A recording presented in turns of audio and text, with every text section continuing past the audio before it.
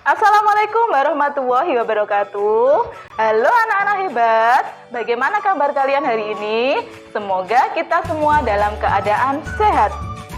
Berjumpa lagi dengan Bu Dewi pada materi kelas 3, tema 1, pertumbuhan dan perkembangan makhluk hidup, subtema 4, pertumbuhan dan perkembangan tumbuhan, pembelajaran kedua. Nah, sebelum kita mulai pembelajaran kali ini, marilah kita berdoa menurut agama dan kepercayaan kalian masing-masing. Semoga ilmu yang kita pelajari hari ini memberikan manfaat untuk kita semua. Berdoa, mulai. Adapun tujuan pembelajaran kita hari ini adalah yang pertama, mengidentifikasi ide pokok dari informasi yang disajikan. Yang kedua, menuliskan pokok-pokok informasi yang disajikan. Yang ketiga, menjelaskan makna bersatu dalam keberagaman. Yang keempat, menceritakan pengalaman berkaitan dengan manfaat bersatu.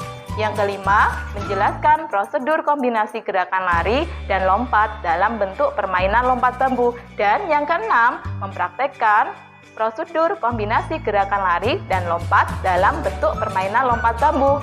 Nah, anak-anak hebat, apakah kalian pernah mengamati bagaimana tumbuhan berkembang biak? Tumbuhan mengalami perkembangbiakan melalui dua cara, yaitu perkembangbiakan secara generatif atau kawin dan perkembangbiakan secara vegetatif atau tidak kawin. Perkembangbiakan secara generatif umumnya dengan biji, sedangkan perkembangbiakan secara vegetatif dibedakan menjadi dua, yaitu vegetatif alami, misalnya umbi batang, umbi lapis, tunas, akar tinggal, spora. Sedangkan vegetatif buatan misalnya cangkok, seks, okulasi, menyambung.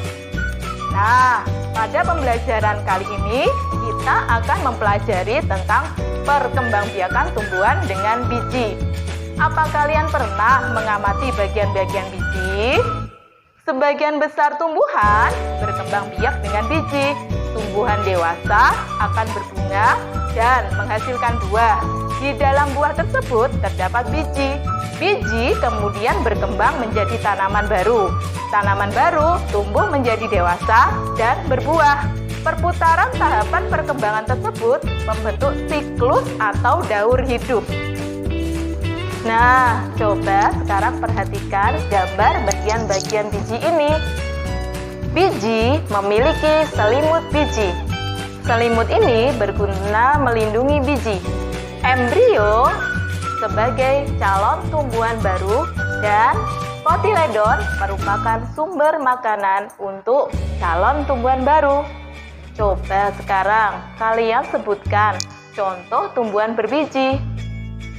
Ya, salah satu tumbuhan berbiji yaitu semangka. Tugas kalian kali ini yaitu melengkapi bagan daur hidup tanaman semangka. Silakan kalian lengkapi bagan dengan gambar yang sesuai urutan perkembangbiakannya. Bagaimana? Mudah bukan? Nah, sekarang coba tuliskan kembali tahapan dalam daur hidup tanaman semangka menggunakan bahasamu sendiri. Selain berkembang biak dengan biji, tumbuhan ada juga yang mengalami perkembangbiakan dengan tunas. Tunas adalah anakan yang tumbuh di dekat tumbuhan induknya.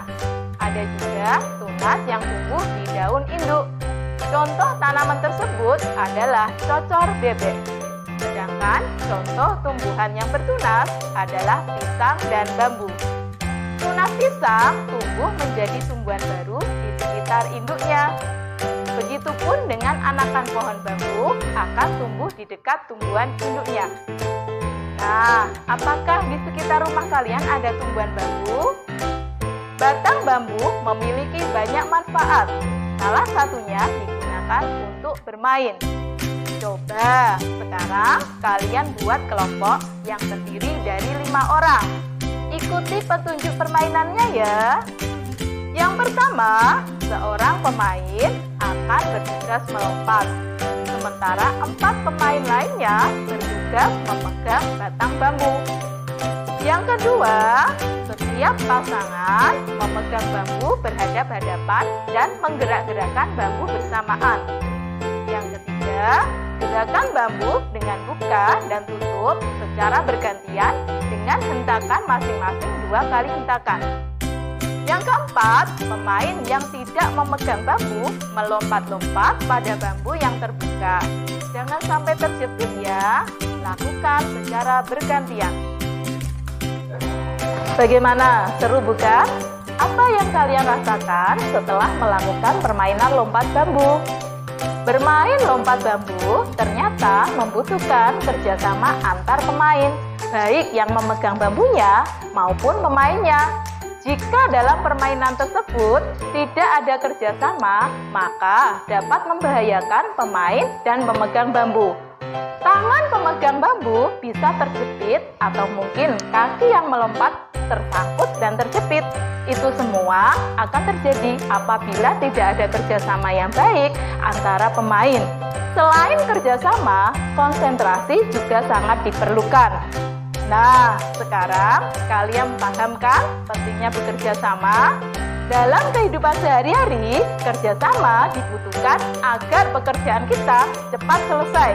Tapi diingat ya, kerjasamanya dalam hal-hal baik saja.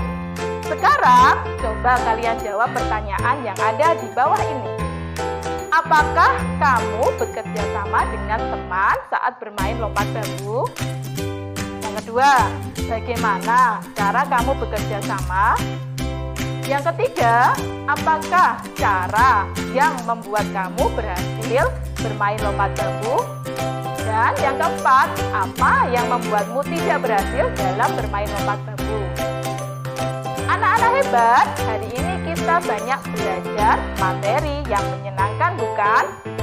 Yaitu mengenal perkembangbiakan pada tumbuhan, baik biji maupun tunas, mengetahui arti pentingnya kerjasama, serta bermain lompat bambu. Kira-kira kegiatan apa yang kalian sukai? Nah, sampai di sini pembelajaran kita kali ini. Tugas kalian bersama orang tua yaitu mencari tahu permainan lain yang menggunakan bagian-bagian tumbuhan. Tetap jaga kesehatan, patuhi 3M, dan tetap semangat belajar ya. Sampai jumpa di video pembelajaran selanjutnya. Assalamualaikum warahmatullahi wabarakatuh.